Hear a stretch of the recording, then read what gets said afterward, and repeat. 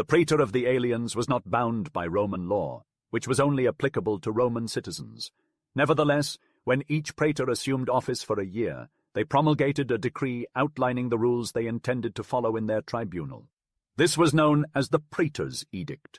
Once the praetor's term ended, their ordinance was no longer valid, and their successor had the right to create an entirely new one. Over time it became customary for each praetor to preserve the edicts of their predecessors, making a few changes and additions. Thus, the ordinances of the magistrates accumulated for centuries. In the 2nd century, Emperor Hadrian codified the Praetorian Edict and gave it the force of law. This ensured that the praetor's edict would continue to shape Roman law for generations to come. In the days of old, there existed 2 distinct tribunals, each with its own set of regulations and laws. The civil law, which pertained to the affairs of citizens, was governed by the praetor of the city. Meanwhile, the law of nations, which concerned the dealings of peoples who were alien to Rome, was overseen by the praetor of aliens. It became apparent that the law of nations was the more humane, sensible, and straightforward of the 2 laws.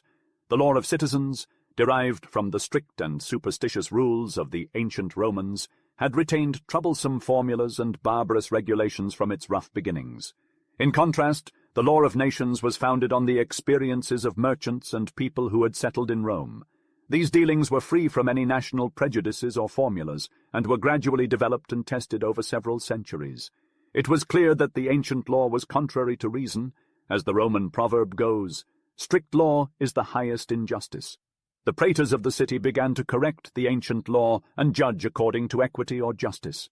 They gradually applied the same rules that the praetor of aliens followed in his tribunal to citizens as well.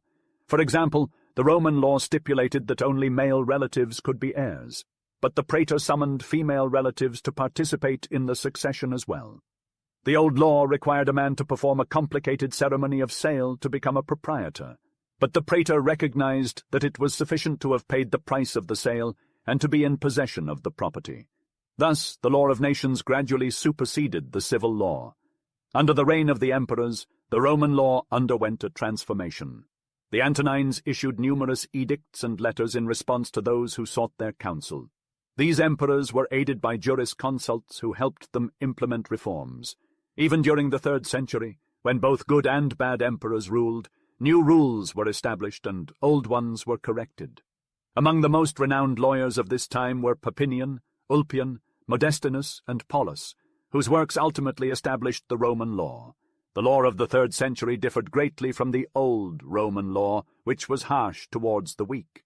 The jurisconsults adopted the ideas of Greek philosophers, particularly the Stoics. They believed that all men were entitled to liberty, and that slavery was unnatural. They even allowed slaves to seek justice against their masters, and demanded that masters who killed their slaves be punished as murderers. They also protected children from the tyranny of their fathers. This new law was later known as written reason, as it was a philosophical law that could be applied to all men. The strict and crude law of the 12 tables had been completely replaced. The Roman law that governed Europe for centuries and is still partially preserved in the laws of some European countries today is not the law of the old Romans. Instead, it is a combination of the customs of various ancient peoples and the principles of Greek philosophers, which were fused and codified over time by Roman magistrates and jurisconsults. Chapter 26. The Appearance of Jesus. The Christ appeared in Galilee, a small province in the north, hardly regarded as Jewish, and born into a humble family of carpenters. He was called Jesus, but his Greek disciples called him the Christ, meaning the King consecrated by holy oil. He was also known as the Master, the Lord, and the Savior. The religion he founded is the one we now possess. We all know his life, which serves as the model for every Christian, and we know his instructions by heart, as they form our moral law. It is enough to indicate the new doctrines he disseminated in the world. First and foremost, Christ commended love. Thou shalt love the Lord thy God with all thy heart, and with all thy mind, and thy neighbor as thyself. On these 2 commandments hang all the law and the prophets. The first duty is to love others and to benefit them. When God judges men, he will set on his right hand those who have fed the hungry, given drink to those who were thirsty, and clothed those that were naked. To those who would follow him, the Christ said at the beginning, Go, sell all that ye have, and give to the poor. For the ancients, the good man was the noble, the rich, and the brave. Since the time of Christ, the word has changed its sense. The good man is he who loves others. Doing good is loving others and seeking to be of service to them. Charity, the Latin name for love, has become the cardinal virtue. Charitable has become synonymous with beneficent. To the old doctrine of vengeance, the Christ formally opposes his doctrine of charity. Ye have heard that it was said, an eye for an eye, and a tooth for a tooth. But I say unto you, whosoever shall smite thee on thy right cheek, turn to him the other also. Ye have heard that it hath been said, Thou shalt love thy neighbour, and hate thine enemy. But I say unto you, love your enemies, do good to them that hate you, and pray for them that persecute you, that ye may be the children of your Father who is in heaven, who maketh his sun to rise on the evil and the good, and sendeth rain on the just and the unjust. He himself, on the cross, prayed for his executioners, Father, forgive them, for they know not what they do. Equality is a fundamental tenet of Christianity. Christ loved all people and died for the salvation of all humanity, not just one group. He treated everyone equally, without distinction.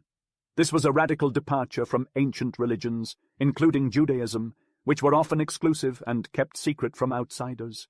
Christ instructed his disciples to spread his message to all nations, and the Apostle Paul emphasized the importance of equality in his teachings. He said that there is no difference between Greeks and Jews, circumcised or uncircumcised, barbarians, slaves, or free people. 2 centuries later, Tertullian, a Christian writer, declared that the world is a republic, a common land for all human beings. Poverty and humility are also central to Christian beliefs. Unlike the ancient world, which valued wealth and pride, Christ taught that the poor are blessed and that the kingdom of heaven belongs to them. He urged his followers to renounce all their possessions and to trust in God's providence. He himself lived a simple life, owning nothing, and relied on the generosity of others. Christ also emphasized the importance of humility and service. He taught that the greatest among his followers should be their servant, and that those who exalt themselves will be humbled, while those who humble themselves will be exalted. This message has resonated throughout Christian history, and even today the Pope, the successor of St. Peter, calls himself the servant of the servants of God. Christ also showed compassion for the weak and vulnerable, including the poor, the sick, women, and children. He chose his disciples from among the common people and urged them to be meek and humble of heart. The establishment of the kingdom of God was the purpose of Christ's arrival on earth. However, his enemies falsely believed he sought to become a king, as evidenced by the inscription on his cross, Jesus of Nazareth, King of the Jews. This was a grave error. Christ had explicitly stated, My kingdom is not of this world. He did not intend to overthrow governments or reform society. When asked about paying Roman taxes, he replied, Render unto Caesar the things that are Caesar's, and to God the things that are God's. Christians accepted the established order and worked to perfect it, rather than attempting to reshape society. True worship, according to Christ, did not require sacrifices or strict adherence to formulas. True worshippers shall worship the Father in spirit and truth. The moral law was summed up in Christ's words, Be ye therefore perfect, even as your Father which is in heaven is perfect. The 12 disciples who followed Christ were given the mission to spread his teachings to all nations, and thus became known as apostles. Most of them remained in Jerusalem and preached in Judea, where the earliest Christians were Jews. However, it was Saul, who later changed his name to Paul, that carried Christianity to the Gentiles in the East. Paul spent his life traveling to Greek cities in Asia, Greece, and Macedonia, inviting both Jews and Gentiles to embrace the new religion. You were once without Christ, he told them, strangers to the covenant and to the promises, but you have been brought nigh by the blood of Christ, for it is he who of two peoples hath made both one. This marked a significant shift, as it was no longer necessary to be a Jew to become a Christian. Through Christ's law, the other nations that had been ignored by the law of Moses were brought closer to God. This unification of different peoples was the work of St. Paul, who became known as the Apostle to the Gentiles. The religion of Christ spread slowly, just as he prophesied. The kingdom of heaven is like a tiny mustard seed, which is the smallest of all seeds. But when it has grown, it is the largest of the garden plants, and the birds of the air come and nest in its branches. The church was formed in every city where Christians gathered to pray, sing praises to God, and partake in the Lord's Supper. Their meetings were called ecclesia, or assembly. The Christians of the same assembly saw themselves as brothers and sisters, and they shared their property to support the widows, the poor, and the sick. The most prominent members directed the community and led the religious ceremonies. They were called priests, which meant elders. Others were responsible for managing the community's goods and were known as deacons or servants. In each city there was a supreme leader, the bishop or overseer. As time passed, the church's functions became more demanding, and the body of Christians was divided into two groups: the clergy, who were the officials of the community, and the rest, the faithful, who were called the laity. Each city had its independent church, such as the Church of Antioch, Corinth, or Rome. However, they all formed one church, the Church of Christ, in which everyone was united in one faith. The universal or Catholic faith was considered the only correct belief system, and all conflicting opinions or heresies were condemned as errors. The sacred books hold a special place in the hearts of many. For the Jews, the Old Testament is a sacred scripture. For the Christians, the Old Testament remains sacred, but they also have other sacred books that the Church has brought together into one structure, known as the New Testament. The four Gospels tell the story of Christ's life and the good news of salvation that he brought. The Acts of the Apostles describes how the Gospel was spread throughout the world. The epistles are letters written by the apostles to the Christians of the first century. The Apocalypse, also known as Revelation, is the revelation made through St. John to the 7 churches of Asia. Many other books were considered sacred by some Christians, but the Church has rejected these and labeled them as apocryphal. The Christian religion has faced persecution since its inception. The Jews were the first to oppose it, forcing the Roman governor of Judea to crucify Christ. They also stoned St. Stephen, the first martyr, and nearly killed St. Paul. Later, the pagans persecuted the Christians. The Romans tolerated all the religions of the East because the followers of Osiris, Mithra, and the good goddess recognized the Roman gods. However, the Christians, who worshipped the living God, rejected the petty divinities of antiquity. Worse yet, they refused to worship the emperor as a god and to burn incense on the altar of the goddess Roma. Several emperors issued edicts against the Christians, ordering governors to arrest and execute them. A letter from Pliny the Younger, a governor in Asia, to the Emperor Trajan, shows the procedure used against them. Pliny asked suspected Christians if they were Christians. If they confessed, he asked them 2 more times, threatening them with death. When they persisted, he had them executed, believing that their disobedience and obstinacy deserved punishment. Many who have been accused of not being Christians have denied the allegations.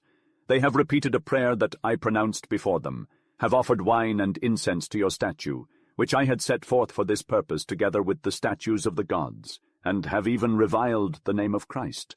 All these are things that no true Christian would do. Others have confessed that they were Christians, but they claim that their only crime was assembling on certain days before sunrise to worship Christ as God, to sing together in his honor, and to bind themselves by oath to commit no crime, to perpetrate no theft, murder, adultery, nor to violate their word. In order to secure the truth, I have believed it necessary to put 2 female slaves whom they called deaconesses to the torture, but I have discovered only an absurd and exaggerated superstition. The Roman government was a persecutor, but the populace was even more severe. They could not tolerate these people who worshipped a different god than theirs and disrespected their deities. Whenever famine or epidemic occurred, the well-known cry was heard, "To the lions with the Christians!" The people forced the magistrates to hunt and persecute the Christians. The martyrs endured persecution for 2.5 centuries throughout the empire, with thousands of victims of every age, sex, and condition. Roman citizens like St. Paul were beheaded, and the others were crucified, burned, and most often sent to the beasts in the amphitheater. If they were allowed to escape with their lives, they were set to forced labor in the mines. Sometimes torture was aggravated by every sort of invention. In the great execution at Lyons, in 177, the Christians, after being tortured and confined in narrow prison quarters, were brought to the arena. The beasts mutilated them without killing them. They were then seated in iron chairs heated red by fire. Blandina, a young slave who survived all these torments, was bound with cords and exposed to the fury of a bull. The Christians joyfully suffered these persecutions, which gave them entrance to heaven. The occasion presented an opportunity for rendering public testimony to Christ, and so they did not call themselves victims, but martyrs, meaning witnesses. Their torture was a testimony. They compared it to the combat of the Olympian Games. Like the victor in the athletic contests, they spoke of the palm or the crown. Even now, the festal day of a martyr is the day of their death. Frequently, a Christian who witnessed the persecution would pen a written account of the martyrdom. They would recount the arrest, the interrogation, the torture, and the death. These accounts, filled with uplifting details, were known as the Acts of the Martyrs. They were circulated throughout even the most remote communities. From one end of the empire to the other, they extolled the glory of the martyrs and stirred a desire to emulate them. Thousands of the faithful, seized by a thirst for martyrdom, eagerly stepped forward to incriminate themselves and demand condemnation. On one occasion, a governor of Asia had ordered the persecution of some Christians. All the Christians in the city presented themselves in his court and requested to be persecuted. The governor, infuriated, had some of them executed and sent the rest away. "Begone, you wretches! If you are so eager for death, you can find cliffs and ropes."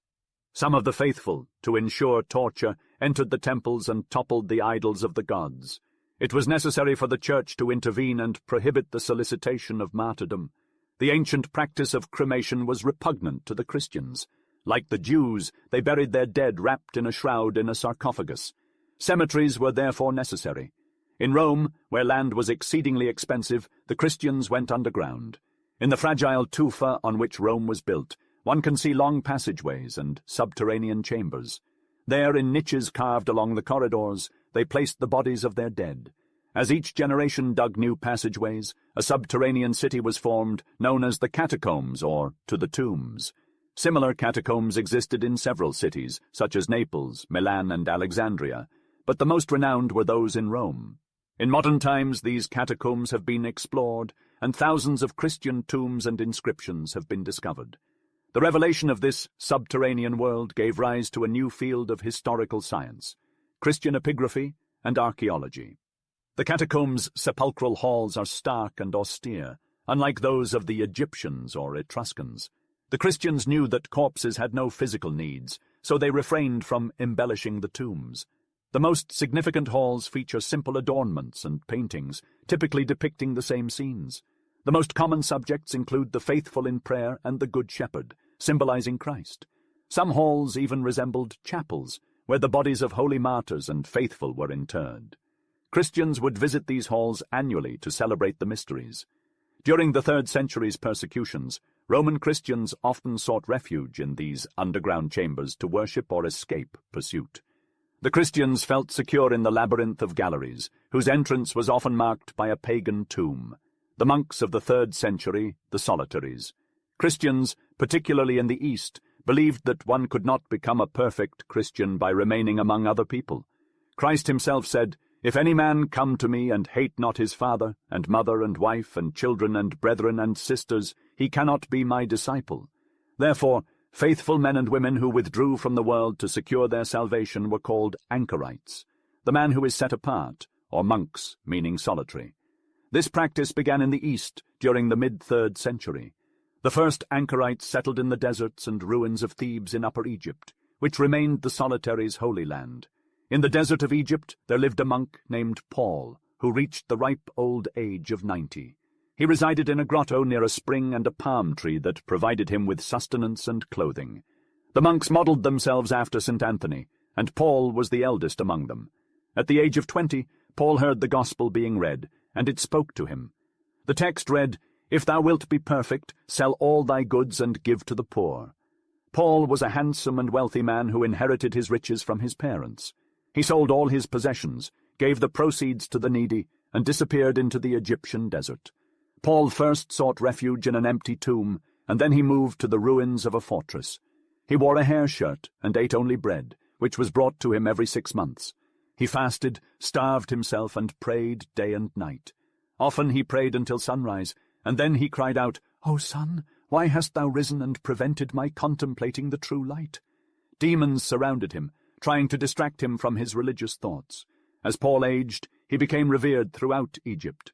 He returned to Alexandria for a day to preach against the Arian heretics, but he soon returned to the desert. When asked to stay in the city, he replied, "The fishes die on land, the monks waste away in the city, we return to our mountains like the fish to the water." Women also became solitaries, such as Alexandra, who lived in an empty tomb for 10 years without seeing anyone. The The monks believed that everything that came from the world turned the soul from God and endangered salvation. They thought that Christians should belong entirely to God and forget everything behind them. St. Nilus warned, "Do you not know that it is a trap of Satan to be too much attached to one's family?" The monk Poman and his brothers withdrew to the desert, and when their mother came to visit, they refused to appear. They only spoke to her when they were concealed and told her that she would see them in the other world. But danger for the monk lurks not only in the world.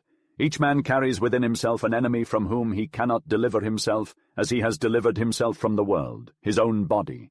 The body prevents the soul from rising to God and draws it to worldly pleasures that come from the devil. And so the solitaries applied themselves to overcoming the body by denying it everything that it loved. They subsisted only on bread and water.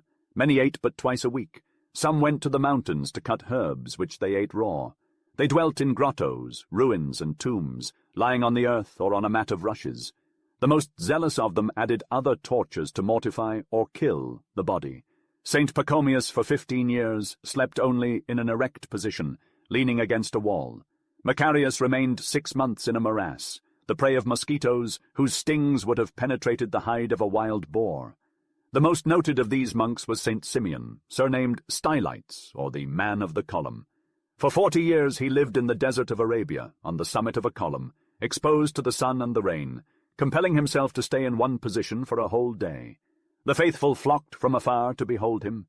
He gave them audience from the top of his column, bidding creditors free their debtors, and masters liberate their slaves. He even sent reproaches to ministers and counselors of the emperor. This form of life was called asceticism. The solitaries who lived in the same desert drew together and adopted a common life for the practice of their austerities. About St. Anthony were already assembled many anchorites who gave him their obedience. St. Pachomius in this way assembled 3,000. Their establishment was at Tabenna, near the first cataract of the Nile. He founded many other similar communities, either of men or women. In 256, a traveller said he had seen in a single city of Egypt 10,000 monks and 20,000 vowed to a religious life. There were more of them in Syria, in Palestine, in all the Orient. The monks thus united in communities and became cenobites, or people who live in common. They chose a chief, the abbot, a word that signifies father in Syriac, and they implicitly obeyed him. Cassian relates that in one community in Egypt he had seen the abbot before the whole refectory give a cenobite a violent blow on the head to test his obedience. In the early days of the monastic movement, the monks were a simple folk who gave up all worldly possessions and family ties. The cenobites, on the other hand, went even further and relinquished their own will. Upon entering the community, they vowed to own nothing, remain celibate, and submit to authority. St. Basil described the monks as living a spiritual life akin to that of angels. The first cenobites banded together to construct houses in close proximity to one another. Eventually, each community built a grand monastery where every monk had his own cell. A Christian might liken these cells to a hive of bees, where each monk had the wax of work in his hands, and the honey of psalms and prayers on his lips. These great houses required a written constitution, which came to be known as the monastic rule.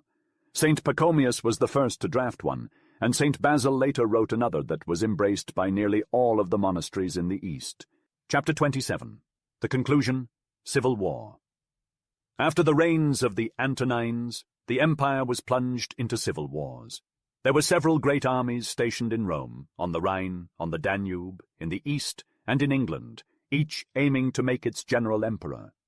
Typically the rivals fought until only one was left, who then governed for a few years before being assassinated. If he was lucky enough to pass on his power to his son, the soldiers would revolt against the son, and the war would start all over again. In 193, the Praetorians massacred Emperor Pertinax, and the army decided to auction off the empire. 2 buyers presented themselves, Sulpicius offering each soldier $1,000, and Didius offering more than $1,200. The Praetorians brought Didius to the Senate and had him named emperor.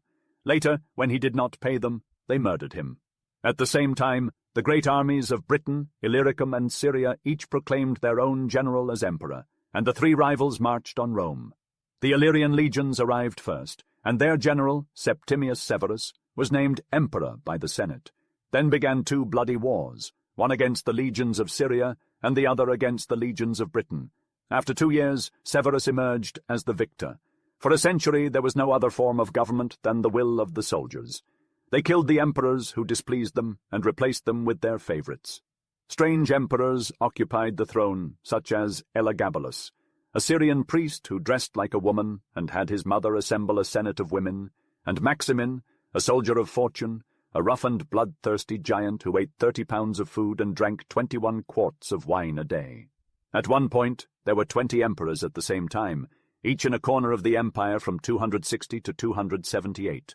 These have been called the 30 tyrants. In this century of war, superstitions abound. The gods of the Orient, such as Isis, Osiris, and the Great Mother, have followers throughout the empire. But above all others, Mithra, a Persian deity, becomes the universal god of the empire. Mithra is none other than the sun. Monuments in his honor are found throughout the empire, depicting him slaughtering a bull with the inscription, "To the unconquerable sun, to the god Mithra." His cult is complex, sometimes resembling Christian worship, with baptism, sacred feasts, anointing, penance, and chapels. To be admitted, one must pass through an initiatory ceremony, fasting, and certain fearful tests. By the end of the 3rd century, the religion of Mithra is the official religion of the empire. The invincible god is the god of the emperors, with chapels in the form of grottos, altars, and bas-reliefs everywhere, including a magnificent temple in Rome erected by Emperor Aurelian. One of the most pressing needs of the time is reconciliation with the deity, leading to the invention of purification ceremonies. The most striking of these is the Taurabolia. The worshipper, adorned in a white robe with gold ornaments, takes their place at the bottom of a ditch covered by a platform pierced with holes. A bull is led over the platform, and the priest kills it, allowing its blood to run through the holes onto the garments, face, and hair of the worshipper. It is believed that this baptism of blood purifies one of all sins. The recipient emerges from the ditch, hideous to look upon, but happy and envied, born into a new life. The jumbled faiths of antiquity. In the time before Christianity's triumph, the world's religions were a jumbled mess. The sun was worshipped under many monikers, such as Sol, Helios, Baal, Elagabal, and Mithra. All the cults imitated one another and sometimes even mimicked Christian practices. Even the life of Christ was replicated.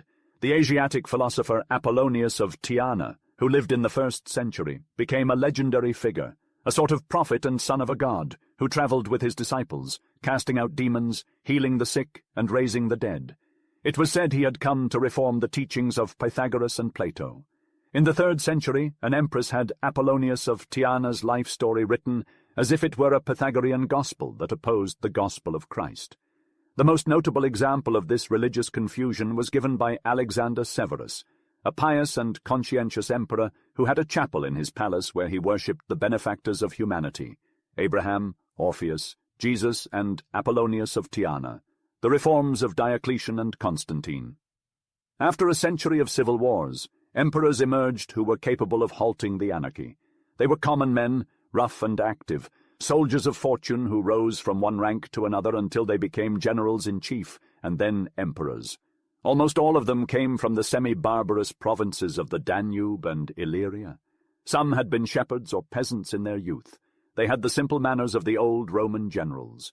When the envoys of the king of Persia asked to see Emperor Probus, they found a bald old man dressed in a linen cassock, lying on the ground, eating peas and bacon. It was the story of Curius Dentitus repeated after 5 centuries. With a firm hand, these emperors enforced discipline among their soldiers, thus restoring order to the empire. However, change was necessary. The vast territory required more than one man to govern and defend it. Each emperor chose 2 or 3 collaborators from among his relatives or friends, each tasked with governing a portion of the empire. They were known as Caesars, and sometimes there were 2 equal emperors, both holding the title of Augustus. Upon the emperor's death, one of the Caesars succeeded him. It was no longer possible for the army to create emperors. The provinces were too vast, and Diocletian divided them. To replace the dangerous Praetorian Guard of Rome, Diocletian established 2 legions. The western part of the empire was in ruins and depopulated, making the eastern part more important. Therefore Diocletian abandoned Rome and made his capital at Nicomedia in Asia Minor. Constantine went further and founded a new Rome in the east, which he named Constantinople. Constantinople was founded on a promontory where Europe and Asia were separated only by the narrow channel of the Bosporus. The Greek colonists had founded the town of Byzantium in a country of vineyards and rich harvests, under a beautiful sky. The hills surrounding the area made it easily defensible. Its port, the Golden Horn, was one of the best in the world, capable of sheltering 1,200 ships. A chain 820 feet in length was all that was necessary to exclude a hostile fleet. This was the perfect location for Constantine's new city, Constantinople, which means the city of Constantine. Walls of great strength encircled the city, while 2 public squares adorned with porticos were built. A palace, circus, theatres, aqueducts, baths, temples, and even a Christian church were erected to further beautify the city. Constantine, in his desire to adorn the city, brought in the most celebrated statues and bas-reliefs from other cities. To populate the city, he compelled people from neighboring towns to move there, and offered rewards and honors to the great families who would make their homes there. As in Rome, distributions of grain, wine, and oil were established, and a continuous round of shows was provided. This was one of those rapid transformations, almost fantastic, in which the Orient delights. The task began on November the 4th, 326, and on May the 11th, 330, the city was dedicated. It was a permanent creation. For 10 centuries, Constantinople resisted invasions, preserving its rank as the capital of the empire. Today, it still stands as the first city of the East. The emperors who resided in the East adopted the customs of the Orient, wearing delicate garments of silk and gold and a diadem of pearls as a headdress. They secluded themselves in the depths of their palace, sitting on a throne of gold, surrounded by ministers and separated from the world by a crowd of courtiers, servants, functionaries, and military guards. One must prostrate oneself before them with face to the earth, as a token of adoration. They were called Lord and Majesty, and were treated as gods. Everything that touched their person was sacred, and so men spoke of the sacred palace, the sacred bedchamber, the sacred council of state, and even the sacred treasury. The period of this regime has been termed the later empire, distinguished from the early empire of the preceding 3 centuries. In the days of the early empire, an emperor's life was one of both magistrate and general. However, as time passed and the later empire came into being, the emperor's palace became more akin to the court of a Persian king. The officials of the empire were plentiful, with Diocletian finding the provinces too large to manage effectively. To combat this, he divided them into smaller sections. For example, Lugdunensis, the province surrounding Lyon, was split into 4, while Aquitaine was split into 3. This resulted in a total of 117 officials, up from the previous 46. As the number of officials grew, so did their duties. In addition to governors and deputies in the provinces, there were military commanders in the border provinces, known as dukes and counts. The emperor himself had a select group of bodyguards, chamberlains, assistants, domestics, and a council of state. There were also bailiffs, messengers, and a whole host of secretaries organized into 4 bureaus. These officials no longer received their orders directly from the emperor. Instead, they communicated with him through their superior officers. The governors answered to the 2 praetorian prefects, while the officials of public works were subordinate to the 2 prefects of the city. The collectors of taxes answered to the count of the sacred largesses, and the deputies to the count of the domains. All palace officers answered to the master of the offices, while the court's domestics answered to the chamberlain. These heads of departments were akin to ministers in their character. This particular system is not a difficult one for us to understand. We are used to seeing officials, judges, generals, collectors, and engineers organized into distinct departments, each with their own specific duties, and all subordinated to the commands of a chief of the service. We even have more ministers than there were in Constantinople. However, this administrative machine, which has become so familiar to us because we have been acquainted with it from our infancy, is nonetheless complicated and unnatural. It is the later empire that gave us the first model of this. The Byzantine Empire preserved it, and since that time all absolute governments have been forced to imitate it because it has made the work of government easier for those who have it to do. Society in the later empire. The later empire is a decisive moment in the history of civilization. The absolute power of the Roman magistrate is united with the pompous ceremonial of the Eastern kings to create a power unknown before in history. This new imperial majesty crushes everything beneath it. the inhabitants of the empire ceased to be citizens, and, from the 4th century, are called subjects in Latin and slaves in Greek. In reality, all are slaves of the emperor, but there are different grades of servitude. There are various degrees of nobility that the master confers on them, which they transmit to their posterity. In this series, we have the nobilissimi, or the very noble, who are the imperial family. Following them are the illustres, or the notable, who are the chief ministers of departments. The spectabiles, or the eminent, are the high dignitaries, while the clarissimi, or most renowned, are the great officials, sometimes referred to as senators. Finally, we have the perfectissimi, or the very perfect. Each important man has his rank, title, and functions. The only men who matter are the courtiers and officials. It's a regime of titles and etiquette, a clear example of absolute power combined with a mania for titles and the desire to regulate everything. The later empire exemplifies a society reduced to a machine and a government absorbed by a court. It achieved the ideal that today's supporters of absolute power propose, and for a long time, champions of liberty must combat the traditions that the later empire left behind. The triumph of Christianity. In the early years of the first 2 centuries, Christians were a small minority in the empire. They were mostly from the lower classes, including workmen, freedmen, and slaves, who lived in obscurity within the great cities.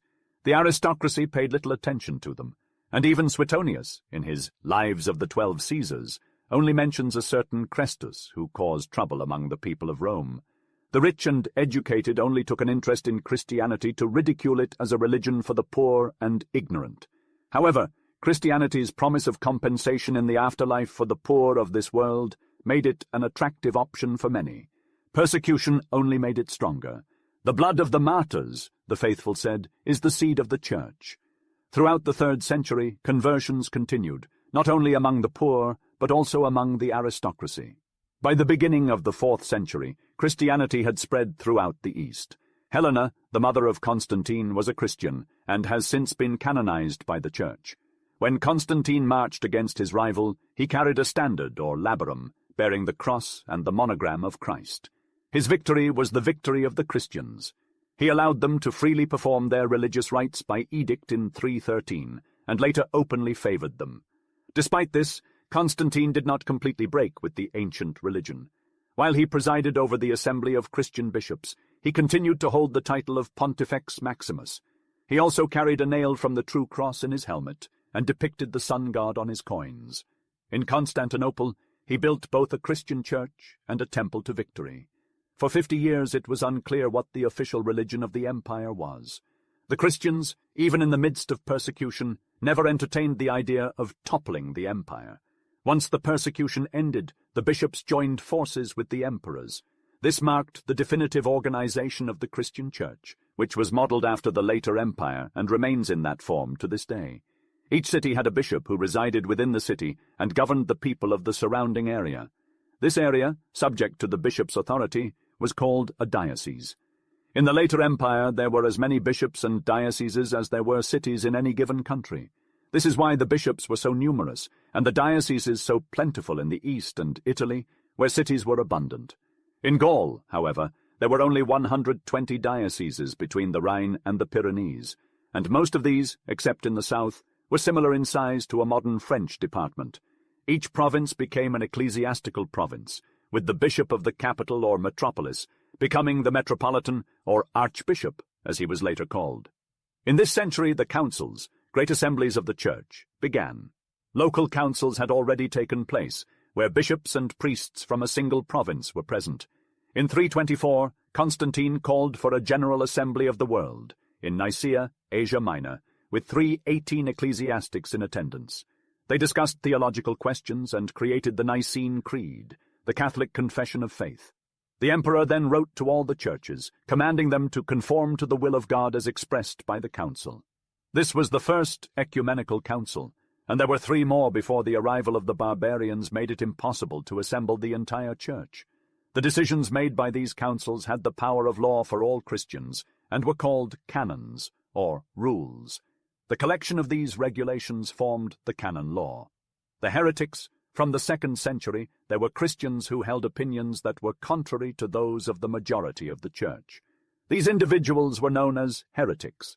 Often, the bishops of a country would gather to declare the new teachings as false, to force the author to renounce them, and, if they refused, to separate them from the communion of Christians. However, the author of the heresy often had supporters who believed in the truth of their teachings and refused to submit, causing hatred and violent strife between them and the faithful who adhered to the Church's orthodox creed. As long as Christians were weak and persecuted by the state, their disagreements were limited to words and books. But when society became entirely Christian, the conflicts against the heretics turned into persecutions, and sometimes even civil wars. Most of the heresies of this time arose among the Greeks of Asia or Egypt, peoples who were subtle, sophistical, and disputatious. These heresies were usually attempts to explain the mysteries of the Trinity and the Incarnation. The most significant of these heresies was that of Arius, who taught that Christ was created by God the Father and was not equal to him. The Council of Nicaea condemned this view, but his doctrine, called Arianism, spread throughout the East. For 2 centuries, Catholics and Arians fought to see who should have supremacy in the Church. The stronger party anathematized, exiled, imprisoned, and sometimes killed the leaders of the opposition. For a long time, the Arians had the advantage. Several emperors took their side, and as the barbarians entered the empire, they were converted to Arianism and received by Arian bishops. It took more than 2 centuries before the Catholics overcame this heresy. Paganism, the ancient religion of the Gentiles, did not vanish in a single moment. While the Orient converted quickly, in the Occident, few Christians existed outside of the cities. Even there, many continued to worship idols. The first Christian emperors did not wish to sever ties with the ancient imperial religion. They protected both the bishops of the Christians and the priests of the gods. They presided over councils and remained Pontifex Maximus. Julian, also known as the Apostate, openly returned to the ancient religion. In 384, Emperor Gratian was the first to refuse the insignia of the Pontifex Maximus. However, as intolerance was widespread in this century, as soon as the Roman religion ceased to be official, people began to persecute it. The sacred fire of Rome, which had burned for 11 centuries, was extinguished. The Vestals were removed, and the Olympian Games were celebrated for the last time in 394. Then the monks of Egypt emerged from their deserts to destroy the altars of the false gods, and establish relics in the temples of Anubis and Serapis.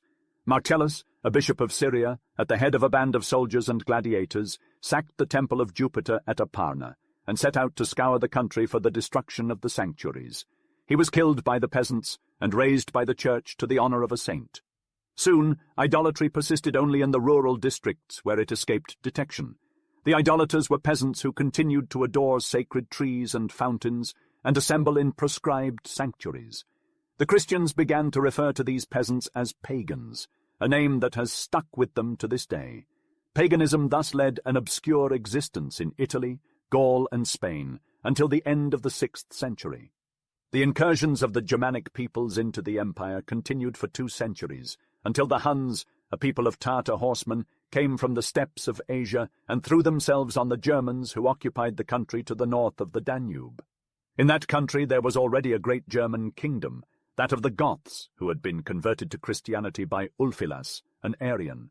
To escape the Huns, a part of this people, the West Goths or Visigoths, fled into Roman territory, defeated the Roman armies, and overran the country all the way to Greece.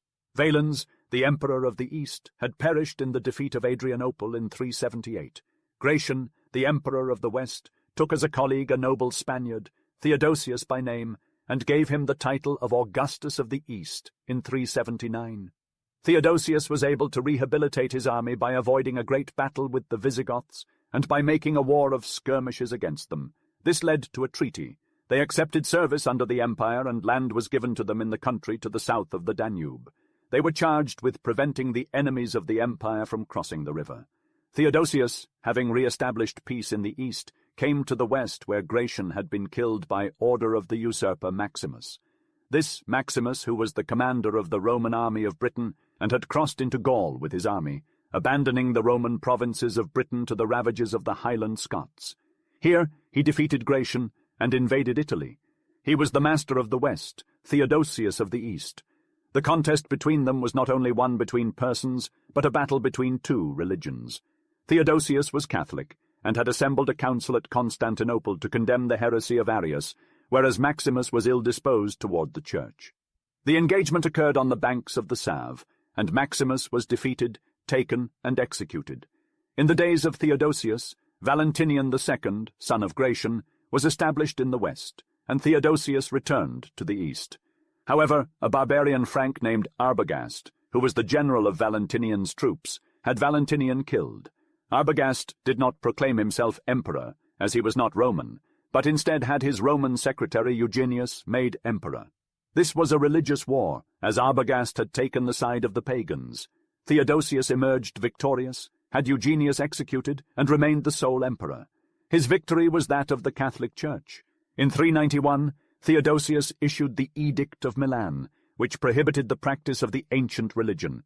Anyone who offered a sacrifice, adored an idol, or entered a temple would be condemned to death as a state criminal, and their goods would be confiscated to the profit of the informer.